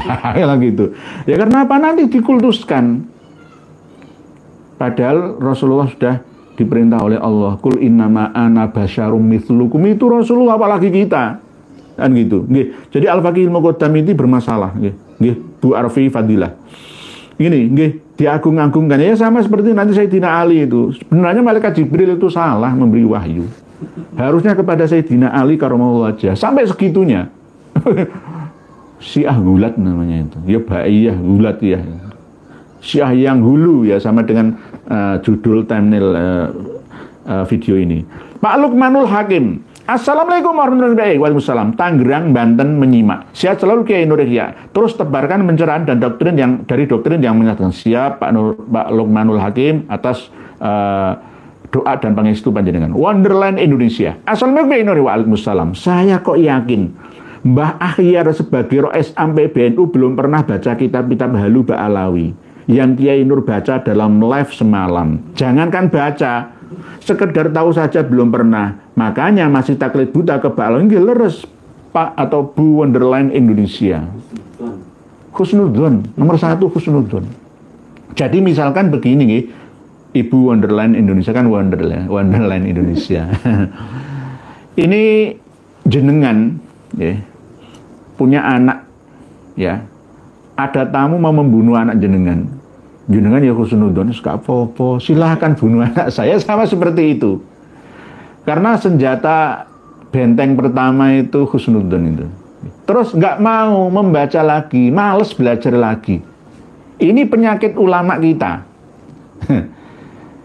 Di era milenial, zilenial ini tidak ada orang yang alim, paling profesor, paling mengerti, tidak. Semua sama-sama. Tidak mengikuti perkembangan zaman akan ketinggalan zaman. Tidak mengikuti perkembangan informasi akan ketinggalan informasi. Semua orang sudah memakai yang namanya kartu debit, kartu ATM berhubungan dengan transaksi perbankan. Terus ini ada kiai ulama nggak mau buka rekening perbankan, ya ketinggalan zaman. Nggak bisa hidup bertahan. Yes, hiduplah pada zaman Mataram, Majapahit, Singosari, Kediri, ya. Mediun, Jaya Katuang, ya, Ngurawan, itu saja, nggak perlu hidup sekarang. Itu namanya hidup sekarang menyesuaikan. Kita di mana-mana ya, itu tadi orang Arab dulu itu tidak berkembang gara-gara dulu ya, jahiliyah ya, karena tidak berhubungan dengan dunia internasional. Majapahit sebelum kedatangan tentara China, Mongol itu, ya nggak memiliki senjata jarak jauh, Cetbang. Cetbang itu hasil dari kerjasama teknologi persenjataan mutaakhir pada waktu itu dengan mantan pengikut Kubilai, Mongol, tentara Mongol Tartar yang datang ke Jawa. Yang akhirnya Majapahit mampu menguasai wilayahnya di Nusantara sampai Filipina, sampai Thailand, Patani sana. Loh, itu karena berhubungan, kita ini perdagangan internasional. Nggih. Dulu kalau kita nggak berhubungan dengan industri pembuatan pesawat terbang Boeing ya, milik Perancis Amerika, ya kita nggak punya armada itu. Bandara ya sia-sia. Pesawat terbang ditemukan itu sebenarnya abad 19 akhir, tapi diuji coba abad 20 awal, 1904 Masehi, oleh dua bersaudara dari Amerika itu. Lalu dikembangkan oleh Inggris, Rusia, Perancis, Italia, Jepang, China. Indonesia masih belakangan. Itu pesawat loh. Terus kita nggak mau mengikuti perkembangan, ya bagaimana? HP kita ini RAM 1 giga, 2 kali kan? Gak ada gunanya. Gak ada gunanya. 2 giga saja lelet, nggak bisa ngaji kayak gini.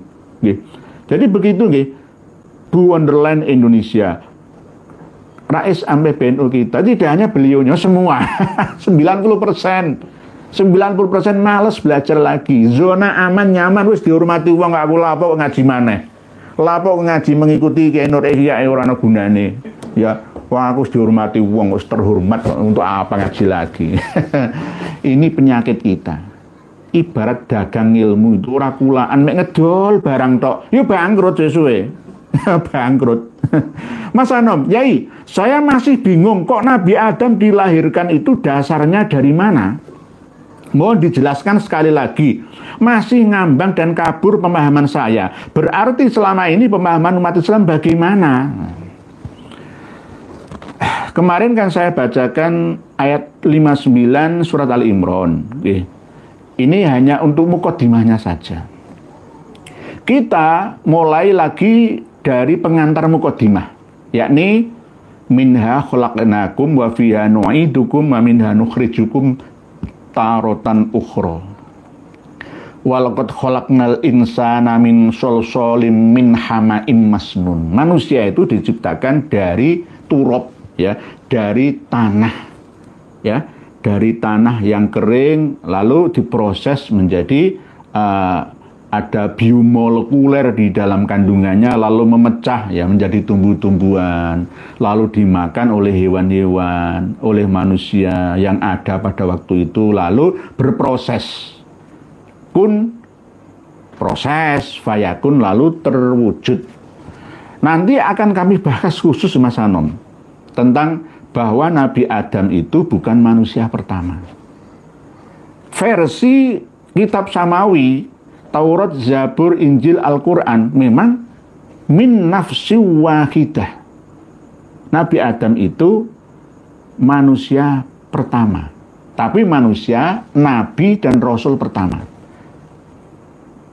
yang memiliki kriteria sebagai makhluk yang modern, berperadaban tinggi dengan asmaul musammayat yang dikasih oleh Allah kepadanya. Nabi Adam itu memiliki ibu, tidak memiliki bapak.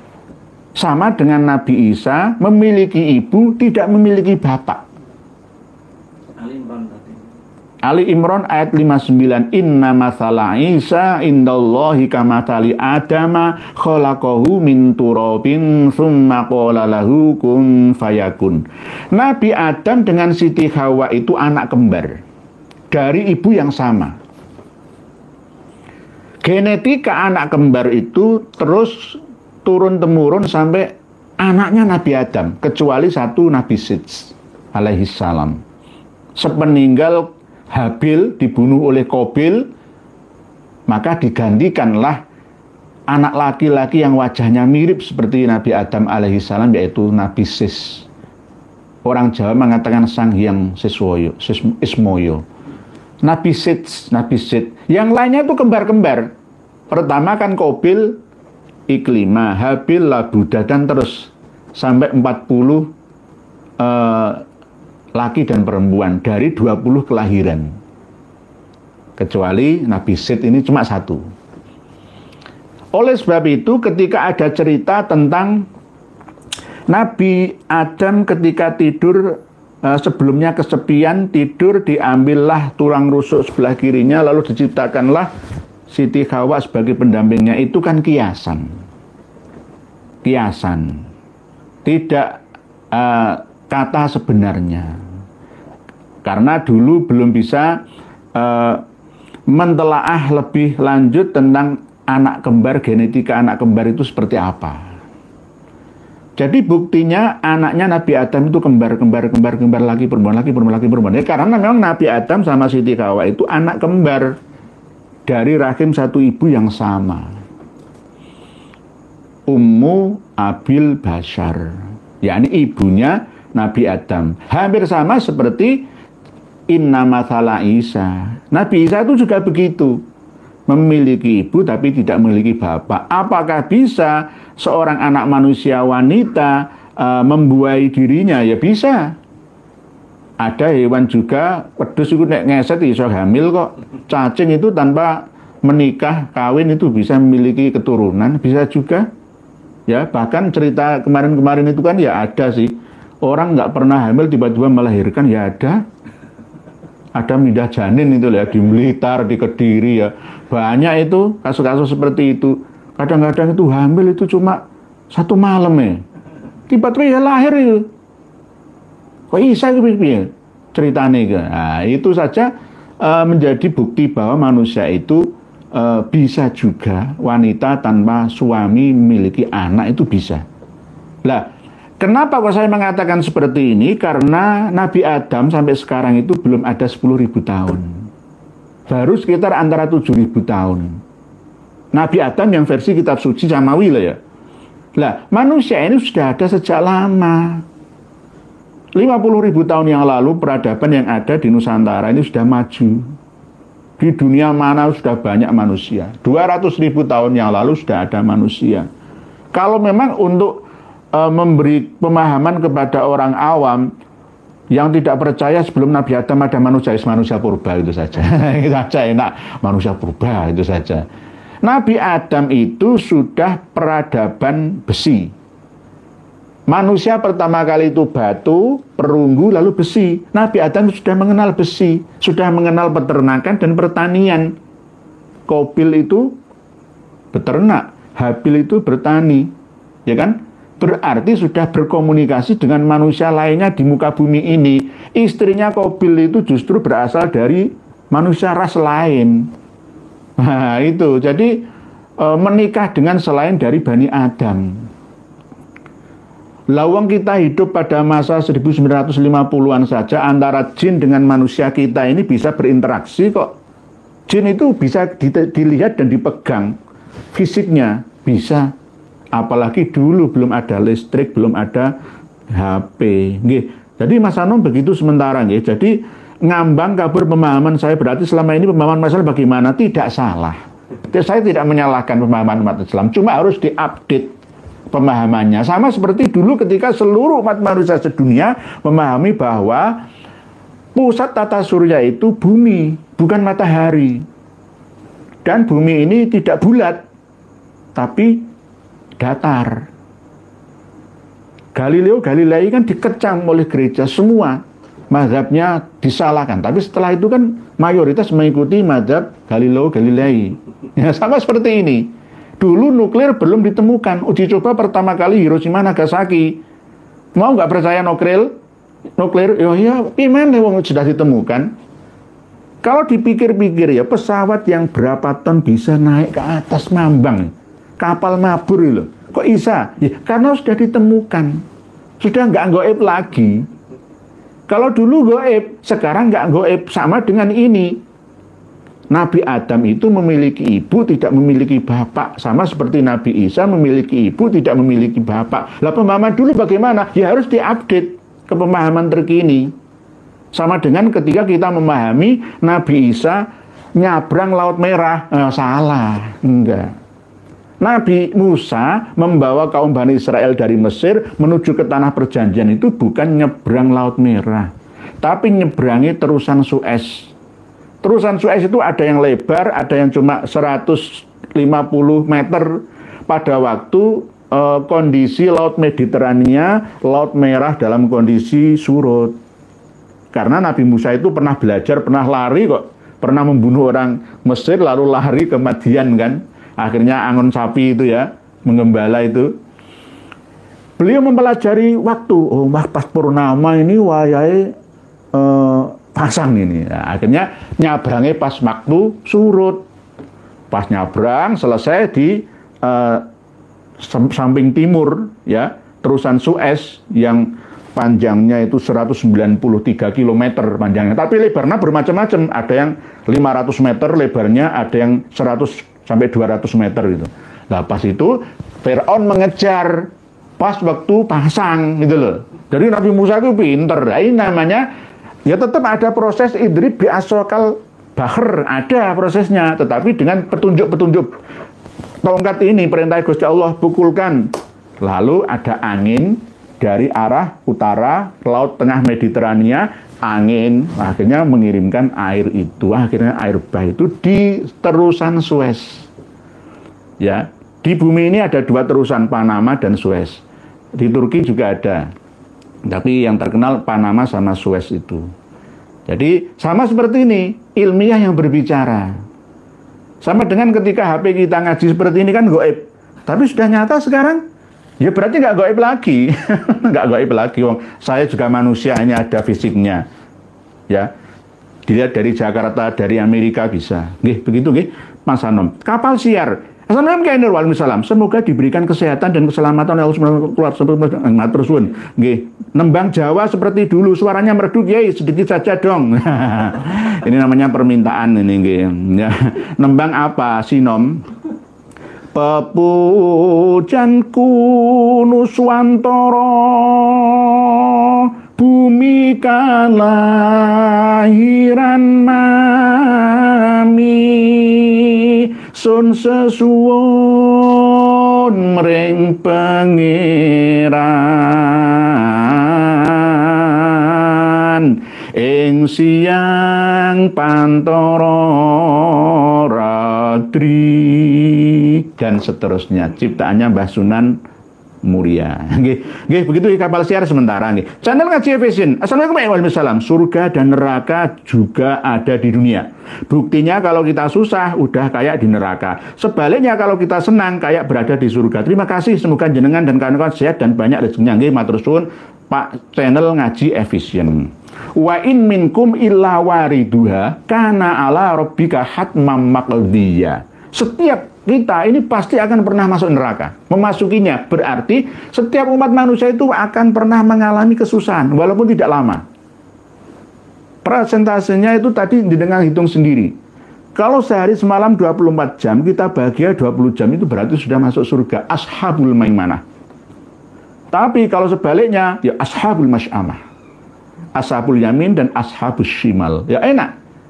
Jadi di dalam surat Al-Waqiah itu ashabul maimanah, ashabul masy'amah, dan ashabigun berikut fasilitas yang ada di dalamnya diceritakan semua. Oleh sebab itu ayo baca surat Al-Waqiah. Daripada rotib Al-Haddad, Wirdul Latib, baca surat Al-Waqiah, mengkaji isinya, tafsirnya, tafsir terkono dan tafsir terkininya. Loh enak nanti. Oke. Surat Tabarok, kenapa barang siapa membaca dan hafal surat Tabarok nanti di alam kubur tidak ditanyai malaikat mungkar dan nakir. Alasannya apa? Isinya dipelajari dulu. Kenapa membaca, menghafalkan man hafidho asyra ayatin min awali suratil kahfi usima minad dajjali. Isinya wacan dhisik gitu loh. Jangan sampai umur didelok wis diwaca ngono tok ora ngerti artine ya cuma-cuma. Begitu nggih channel Ngaji Vision. Jadi surga dan neraka sudah ada penghuninya. Nggih, sudah ada penghuninya.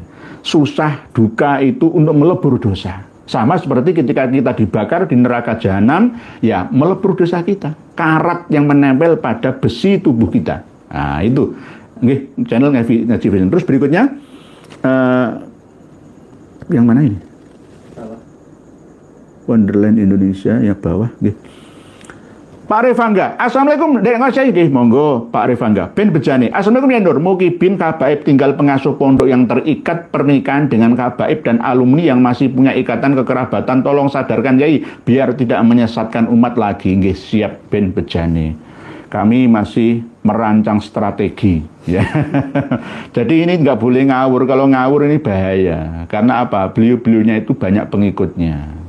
Saya sudah mengingatkan, ada masih pengasuh pondok pesantren Lirboyo Kediri itu yang masih, wah kalau meninggalkan Habib Lutfi bin Yahya akan berbahaya terhadap perkembangan agama di Indonesia ini. Masih begitu. Ini karena kecanduan Rotib Al-Haddad, kecanduan ijazah ini Dalailul Khairat versinya. Akhirnya sulit meninggalkan kecanduan-kecanduan. Ada kena sihir lah. Ini seperti itu bahasa kasarannya ben bejane nggih. Siap insyaallah, siap nggih. Amirul Ngawi. Punten Kyai Nur Yahya. Ya'juj Ma'juj dan Dajjal bahasa kias. Pak Kiai. Lalu apakah maksud dari hadis Nabi bahwa akhir zaman nanti Yahudi akan bersembunyi di balik pohon gorkot atau di balik batu? Nih. Pernah kami bahas dalam materi khusus, tapi diblokir sama Israel gara-gara saya membongkar rahasia pertahanan Israel. Karena hanya saya di dunia yang mengatakan bahwa pohon gorkot itu kembalikan ke fungsinya. Fungsi pohon gorkot itu apa? Untuk perlindungan kaum Yahudi Israel, kan begitu. Lah, sekarang di zaman modern ini perlindungannya itu adalah Iron Dome. Kubah besi. Gambarannya ya seperti ini, kubah besi. Jika ada roket yang masuk ke wilayah Israel langsung otomatis diterima oleh radar dan langsung radar akan memerintahkan untuk menangkalnya sebelum jatuh ke tanah yang ada di daerah kekuasaan Israel sana. Jadi pohon gorkot itu sebenarnya sekarang ini adalah Iron Dome, pertahanan tak terlihat mata milik Israel sana, IDF, Israel Defense, jadi pertahanan Israel. Itu Iron Dome sama dengan pohon gorkot. Ketika kita umat Islam masih memahami pohon gorkot itu ya pohon gorkot asli ngono, diguyu pitik, diguyu jangkrik, malah diguyu karo wong Israel sana. Pemahaman wong Islam masih klenik, klasik, mistik. Yang ini akhirnya kalah gitu loh. Sama dengan ketika kita musuh negara maju yang bersenjata lengkap ya, jarak jauh ya. Kita musuh Rusia ya. Rudal antar benua. Ya kita bawa keris. Keris, tolak rudal. Oh nggak iso. Percayalah nggak iso. Melawan ilmiah ya dengan ilmiah. Kenapa Indonesia bisa dijajah lama sampai sekarang diadu domba ya antara Muhyiddin dengan kita, antara Habib dengan kita, gara-gara apa? Pemahaman kita yang masih klenik, klasik, mistik. Ya seperti itu. Jadi pohon gorkot itu samakan dengan fungsinya, yakni Iron Dome. Bahkan sampai tentang mahsyar. Oro-oro mahsyar itu apa kan sudah saya terangkan. Mahsyar itu bukan oro-oro mahsyar yang kita bayangkan selama ini. Tempat pengungsian akibat bencana alam dan bencana kemanusiaan perang. Itu namanya mahsyar, yuhsyarul mar'u. Yakni tempat orang-orang berkumpul ya di tenda-tenda di tempat terbuka untuk menghindari konflik bersenjata. Nah, ini kan ada longsor yang bertambah lagi korbannya 25 di Pekalongan bagian selatan ya kan. Ini ya akhirnya ngungsi. Korban kebakaran Florida, California yang ngungsi. Ini mahsyar-mahsyar itu. Oleh sebab itu api yang keluar dari sebuah jurang dari di Hadramaut sana mengumpulkan orang fi mahsyarihim ya apa hubungannya dengan Indonesia? Jauh letaknya, beda lokasinya. Demikian pertemuan kita malam hari ini, akan kita teruskan kajiannya pada beberapa hari yang akan datang.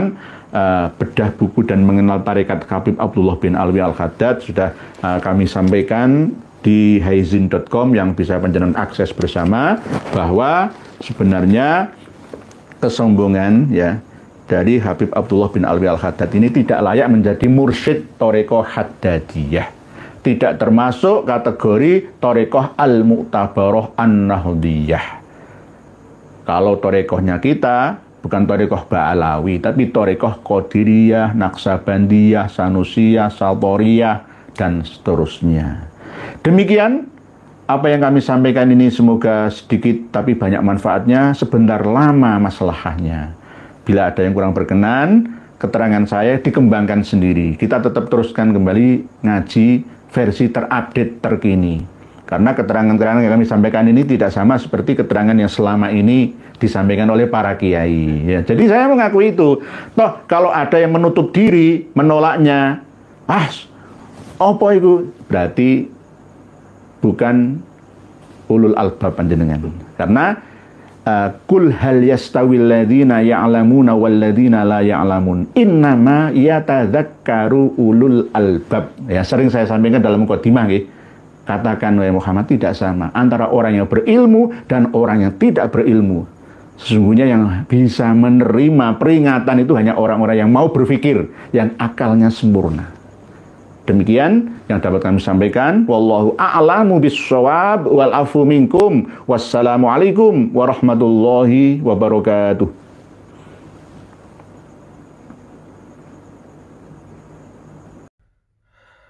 Alhamdulillah, telah kita dengarkan bersama. Luar biasa bejat mereka itu, atau menyesatkan umat. Memang kaum biadab mereka ini. Aduh, sungguh luar biasa mereka kaum Ba'alawi ini, yang dibawa oleh Belanda, masa Belanda dibawa oleh Belanda. Kemudian Indonesia merdeka, mereka menerusin apa yang dilakukan oleh Belanda, yaitu terlibat dengan PKI, kemudian PKI lagi, kemudian sampai sekarang FPI lagi. Itu tukang adu domba semua mereka itu. Memang di Indonesia ini, kaum Ba'alawi ini, anak cucu mereka itu rata bidang ada. Di semua bidang ada mereka itu. Memang ingin menguasai semuanya. Ada tugas masing-masing mereka itu. Bapak Lutfi tugasnya untuk mengubah makam-makam dan sejarah Nusantara. Habib-habib yang lain yaitu menceramahi cerita-cerita halu Indonesia milik Aulia Tarim. Tokoh-tokoh pahlawan adalah Habib semua, seperti kemarin itu. Jadi banyak cerita-cerita mereka di Indonesia ini yang sangat disayangkan. Mukibin atau budak-budak mereka itu nggak sadar. Ini budak-budak tolol.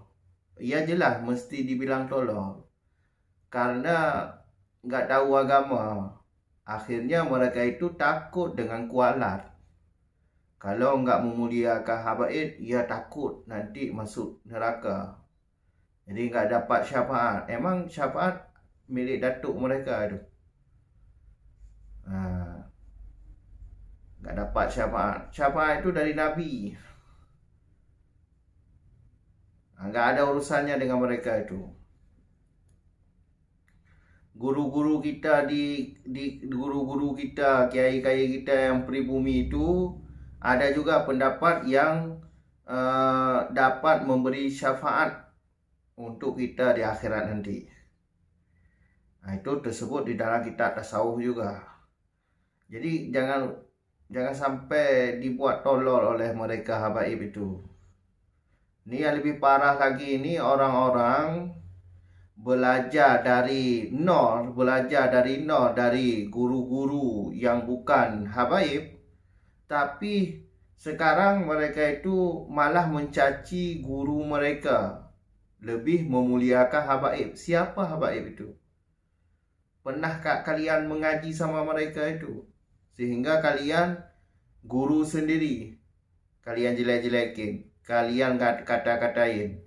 Itu tidak ada adab kalian itu. Tidak ada adab kalian itu. Rusak akhlak kalian itu. Secara ilmu nasab, yang seperti kalian ketahui, Ubaidillah putus masa dengan Ahmad bin Isa yang dikatakan bahwa Ubaidillah anak Ahmad itu, jaraknya itu sangat jauh.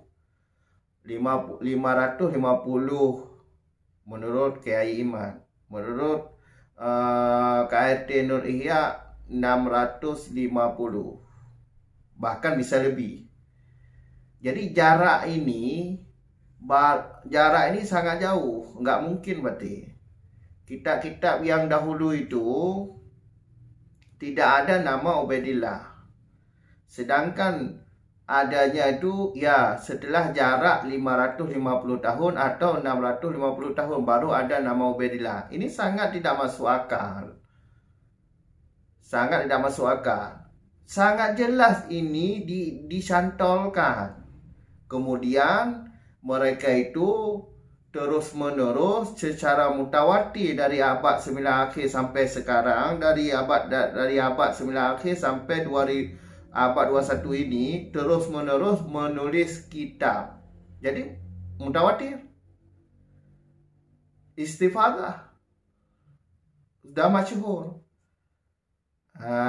Masyhur.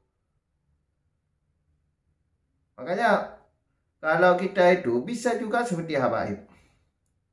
Belajar tulis bahasa Arab dulu. Kemudian kita bikin kitab nasab. Kita cantol-cantolkan. Nggak usah ngomong-ngomong di YouTube, ketahuan nanti. Nah, tulis saja kitab, tulis saja, kemudian turunkan ke anak cucu. 100 tahun atau 200 tahun ke depan sudah diakui. Makanya nggak masuk akal tuh nasab mereka itu. Makanya berhati-hati. Yang kalian wajib hormati itu guru ngaji yang ada di desa-desa atau di kampung. Guru kalian yang masa kecil itu. Apa itu kapan kalian tahu tuh? Makanya jangan dibodohin oleh mereka itu. Kaum-kaum pun dusta. Dari ceramah mereka udah dusta. Nggak mungkin itu cucu Nabi, nggak mungkin. Cerita itu kitab, barusan kitab dibaca oleh KRT Nuhiyah tuh. Nah itu kitab itu sudah jelas tuh. Sesat mereka itu. Jadi jangan didengarin tuh. Tinggalkan mereka itu. Jangan kasih panggung. Penjajah itu. Nah, cukup sekian dulu. Sampai jumpa di video selanjutnya. Akhir kata, Assalamualaikum warahmatullahi wabarakatuh.